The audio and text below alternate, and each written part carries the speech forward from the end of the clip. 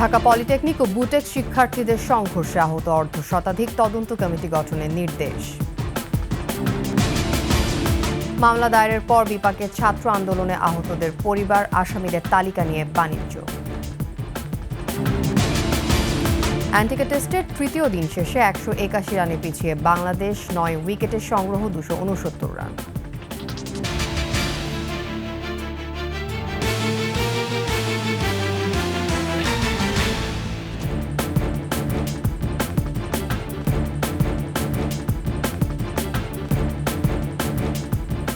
শুনছিলেন সংবাদ শিরোনাম। আমন্ত্রণ সকাল 9টার 21 সংবাদে আপনাদের সাথে থাকছি আমি তাসনিমা আফিফা। দর্শক, 21 টেলিভিশনের সংবাদ একই সাথে সরাসরি দেখতে পাবেন আমাদের ফেসবুক পেজ www.facebook.com/21 অনলাইনে। এছাড়া সাবস্ক্রাইব করতে পারেন www.youtube.com/21atv এই চ্যানেলে। কথা কাটাকাটির জেরে ঢাকা পলিটেকনিক ইনস্টিটিউট ও বাংলাদেশ ইউনিভার্সিটি অফ টেক্সটাইল শিক্ষার্থীদের সংঘর্ষে আহত হয়েছে অর্ধশতাধিক। গভীর রাতে শিক্ষকদের হস্তক্ষেপে হলে ফিরেছে শিক্ষার্থীরা। ঘটনার সুষ্ঠু বিচারে তদন্ত কমিটি গঠনের নির্দেশ দিয়েছে কর্তৃপক্ষ। রিপোর্ট আকবর হোসেন সুমনের।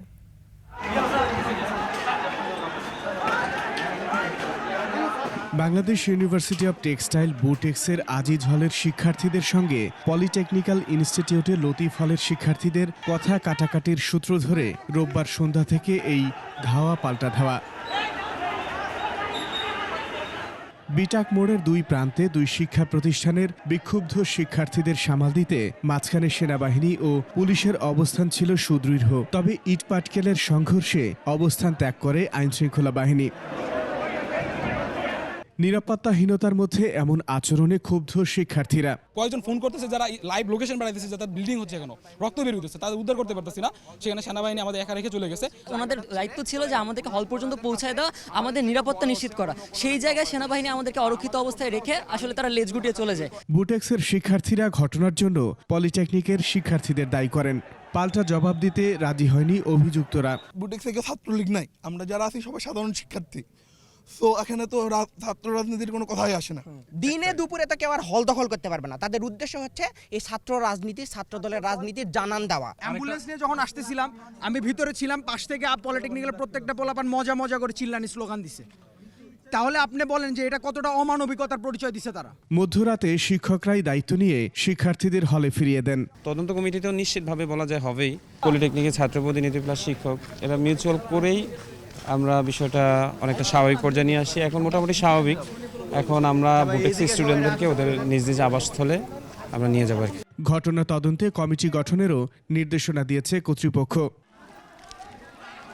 আকবর হোসেন সুমন, 21 টেলিভিশন, ঢাকা।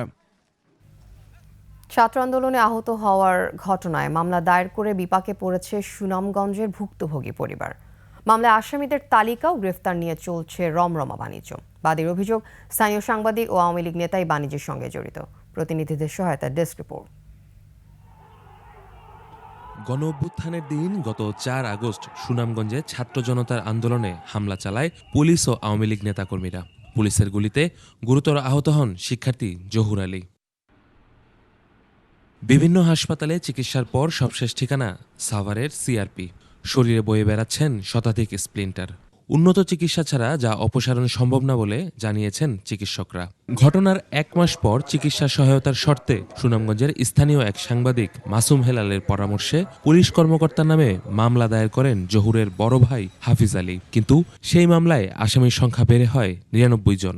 আর সাক্ষী হিসেবে অন্তর্ভুক্ত করা হয় উপজেলা স্বেচ্ছাসেবক লীগের আহ্বায়ক শিবলু আহমেদ চৌধুরীকে, যার কিছুই জানেন না বাদী নিজে। আমাকে নিয়ে কোর্টে গেল, তারপরে অনেকগুলো কাগজ দিয়েছে। কাগজের মধ্যে আমার সিগনেচার নেওয়া হয়েছে।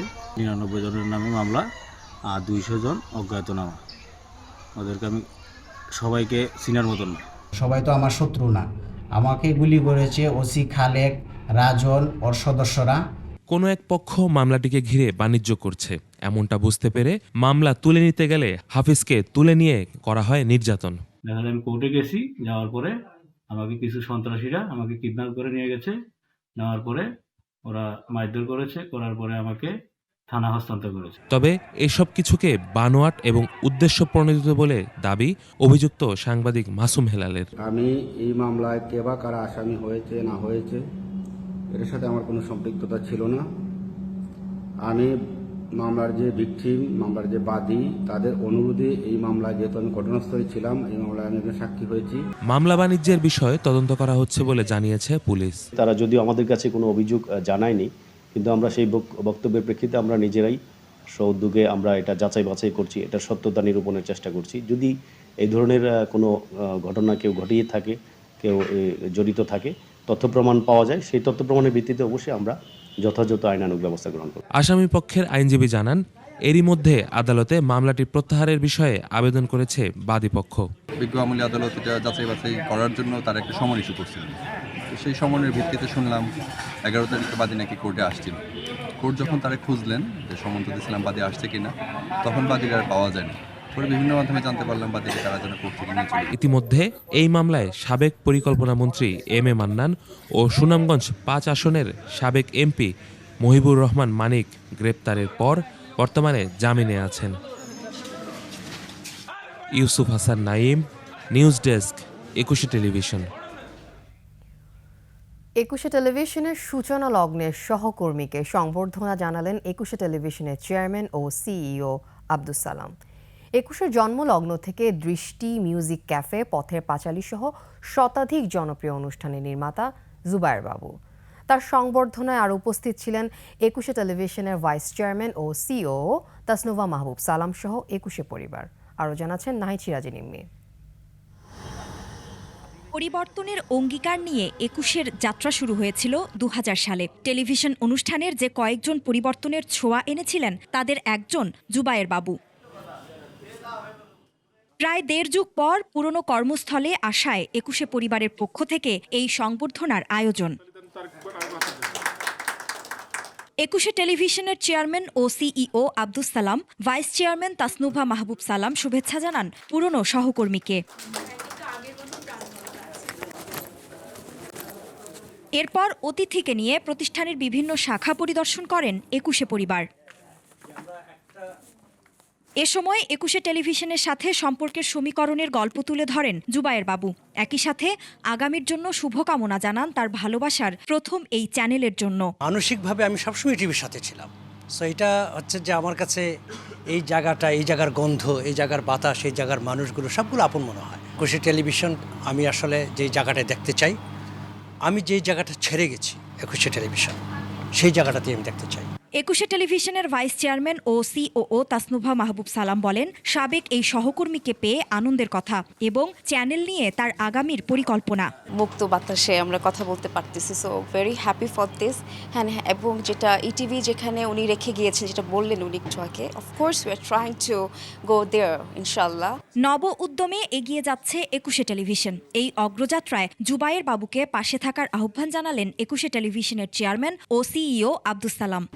ওর ভিতরে এই টিভিটা সবসময়ই আছে, অল দ্য টাইম, এবং আমার সাথে সবসময় যোগাযোগ আছে এবং সবসময় এই টিভিকে ওন করে, লাভ করে। অনেক দিন পর এই যে নতুন স্বাধীন বাংলাদেশে আসলো, ন্যাচারালি ঘরের ছেলে ঘরে আসছে।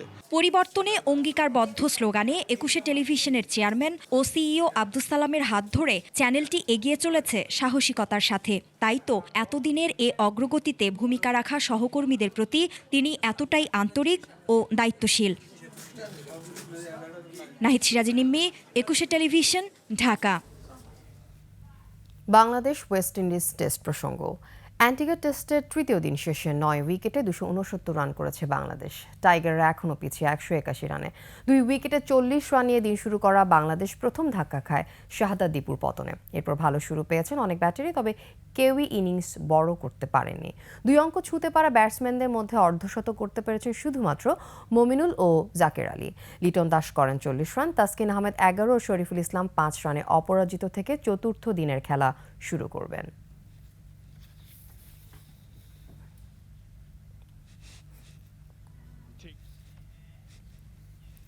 সংবাদে নিচ্ছি বিরতির পর্যায়ে থাকবে।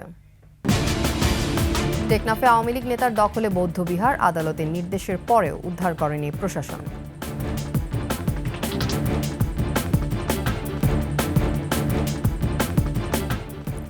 আপনারা দেখছেন সকাল 9টার 21 সংবাদ। রাতভর র্যাগিংয়ে পটুয়াখালী বিজ্ঞান ও প্রযুক্তি বিশ্ববিদ্যালয়ে 3 শিক্ষার্থী অসুস্থ হয়ে পড়েছে। এই ঘটনায় জড়িত 7 শিক্ষার্থীকে বহিষ্কার করেছে বিশ্ববিদ্যালয় প্রশাসন।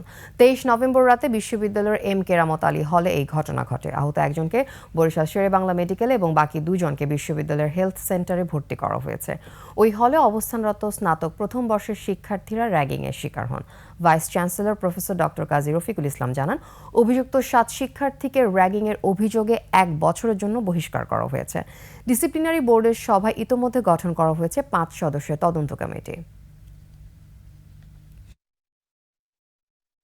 কাউন্সিল, তারপরে প্রভোস্ট কাউন্সিল, তারপরে আমাদের যে ডিসিপ্লিনারি বোর্ড আছে তারা ওদেরকে 1 বছরের জন্য বহিষ্কার করছে এবং একটা তদন্ত কমিটি করে দেওয়া হয়েছে যে এদের শুধু হল থেকে বহিষ্কার না, এদের একাডেমিক কি শাস্তির বিধান আছে সেই বিধানটা দেখে এনকোয়ারি করে তাদের ওই শাস্তিও নিশ্চিত করবে।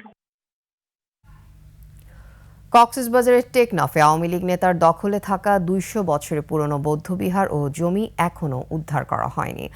আদালতের নির্দেশ থাকার পরও পুনর্দখলে নিতে পারেনি স্থানীয় প্রশাসন। দখলকারীরা প্রভাবশালী হওয়ায় এতদিন মুখ খোলার সাহস পায়নি বৌদ্ধ সম্প্রদায়ের মানুষ।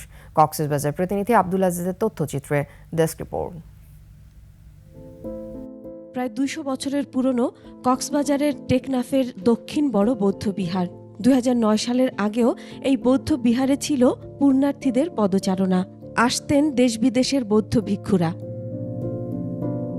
আওয়ামী লীগ সরকার ক্ষমতায় আসার পর থেকে বৌদ্ধ বিহার ও এর আশপাশের প্রায় 12 একর জমি দখলে নেয় স্থানীয় আওয়ামী লীগ নেতা রাশেদ মোহাম্মদ আলী।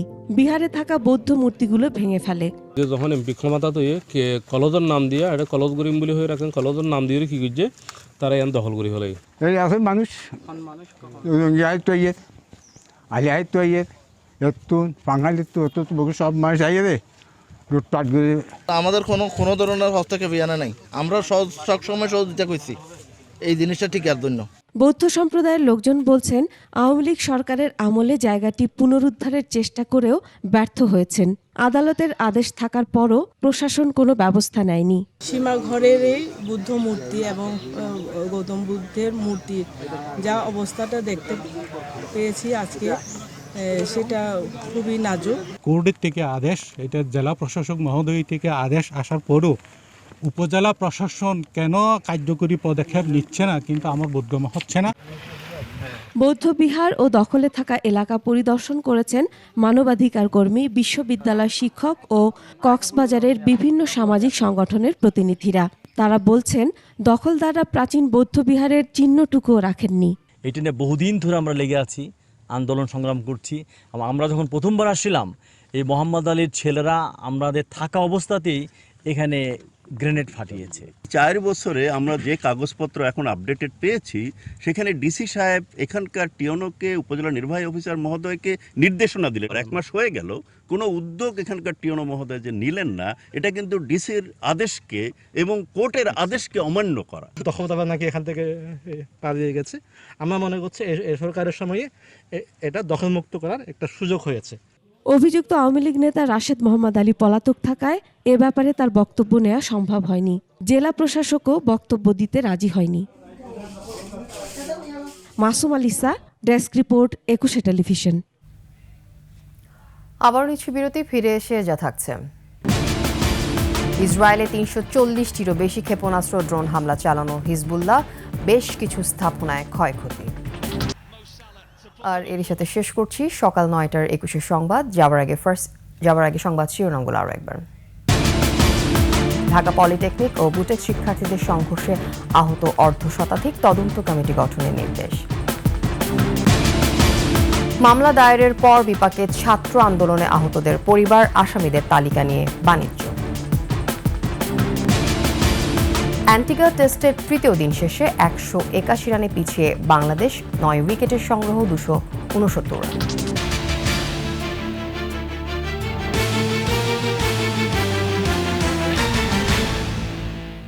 সর্বশেষ খবর জানতে ডায়াল করুন 2021 নম্বরে, ভিজিট করুন 21-tv.com এই ওয়েবসাইটে। এছাড়া ফেসবুকে লগ ইন করতে পারেন www.facebook.com/2124 অনলাইনে। এছাড়া সাবস্ক্রাইব করতে পারেন www.youtube.com/21tv এই চ্যানেলে। এতক্ষণ সাথে থাকার জন্য ধন্যবাদ। আমাদের পরবর্তী সংবাদ বেলা 11টায় দেখার আমন্ত্রণ রইল। 21-এর সাথে থাকুন।